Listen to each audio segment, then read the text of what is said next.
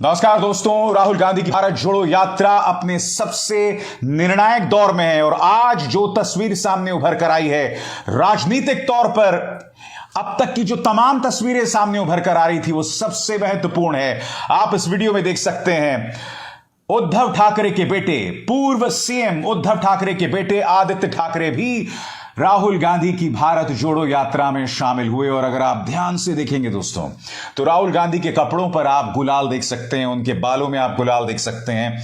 यानी कि महाराष्ट्र का जो रंग है, महाराष्ट्र का जो एक अंदाज है, एक जो उसकी खुशबू है, वो आप राहुल गांधी के बालों और उनकी टी शर्ट पर देख रहे हैं। मगर ये तस्वीर काफी मायने रखती है दोस्तों।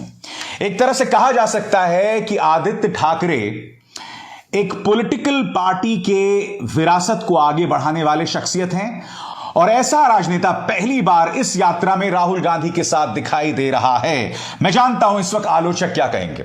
इस तस्वीर को देखकर आलोचक ये कहेंगे कि भाई ये दोनों वंशवाद के प्रतीक हैं। राहुल गांधी राजीव गांधी के बेटे हैं और आदित्य ठाकरे उद्धव ठाकरे के बेटे हैं और बाला साहब ठाकरे के एक तरह से पोते हैं। मगर मैं कुछ और कहना चाहता हूं दोस्तों, आप खुद बताइए, क्या भारतीय राजनीति में वंशवाद पर किसी को भी टिप्पणी करने का अधिकार है? यह वो देश है जहां देश के गृह मंत्री अमित शाह के बेटे राजनीति में नहीं, क्रिकेट में दिखाई देते हैं। क्रिकेट में भारत की एक के बाद एक हार हो रही है, मगर मजाल है कि कोई जय शाह पर उंगली उठा दे। विराट कोहली पर गाज गिरती है, सौरव गांगुली पर भी गाज गिरती है, मगर मजाल है कि कोई जय शाह पर उंगली उठा दे अमित शाह जी के डर से। तो जैसे मैंने कहा ना, वंशवाद पर कहने का अधिकार किसी को नहीं है और आज ये तस्वीर सामने उभर कर आई है। आलोचक ये जरूर कह सकते हैं कि ये वंशवाद की जीती जागती तस्वीर है, मगर राजनीति के लिहाज से मैंने आपसे हमेशा कहा है कि ये यात्रा का एक बहुत ही अहम पड़ाव है। क्यों? क्योंकि राहुल गांधी अब हिंदी पट्टी, हिंदी बेल्ट में प्रवेश कर रहे हैं। अब देखना यह होगा कि उन्हें किस तरह की प्रतिक्रिया मिलती है, क्योंकि वो अपने तमाम भाषणों में मोदी सरकार को चोट तो पहुंचा रहे हैं।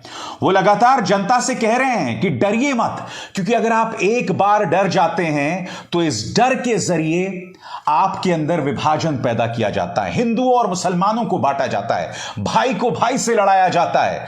और राहुल गांधी का कहीं ना कहीं यह मंत्र बन गया है कि डरो मत। और राहुल गांधी किस तरह से बात कह रहे हैं, आइए सुनते हैं। डरो मत, किसी चीज से डरो मत। मैं नरेंद्र मोदी की बात नहीं कर रहा हूं, मैं आरएसएस की बात नहीं कर रहा हूं। जिंदगी में किसी चीज से डरो मत, कभी नहीं डरो। और दूसरी बात सुनो, अगर डरोगे नहीं तो किसी से नफरत करोगे नहीं, हो ही नहीं सकता। तो अपने दिल में से डर को निकाल दो और जो ये देश है इसमें नफरत मत फैलाओ, इसमें भाईचारा और प्यार फैलाओ। देशभक्ति करनी है, देशभक्ति देश को बांटने से नहीं होती। एक तरफ झंडे को सलूट मारा, दूसरी तरफ एक भाई को दूसरी भाई से लड़ा दिया, ये देशभक्ति नहीं है, ये देश को कमजोर करने का काम है। नांदेड़, महाराष्ट्र, हिंदुस्तान के युवा से मेरा एक ही मैसेज है, डरो मत और नफरत को अपने दिल से मिटा दो और देश के लिए काम करो। और बात यहां नहीं रुकी दोस्तों, इसी सभा में उन्होंने अपने ही अंदाज में बताया कि जिस तरह से ट्यूबवेल में जो पंप होता है वो पानी बाहर निकालता है, उसी तरह से आपकी जेब में भी केंद्र सरकार और दो बड़े उद्योगपतियों का पंप लगा हुआ है, जो आपका पैसा, किसान का पैसा जो है अपनी जेब से निकाल रहे हैं। देखिए भाई और बहनों, पैसे की कोई कमी नहीं है इस देश में, पैसे की कोई कमी नहीं है। यहां पे हमारे किसान भाई बैठे हैं ना, आपने पंप देखा है ना, जो ट्यूबवेल वाला पंप होता है, उसको ऑन करते हो पानी निकलता है ना, वैसा ही पंप लगा रखा है। हंसो मत, आपके जेबों में से पैसा निकाल रहा है वो पंप।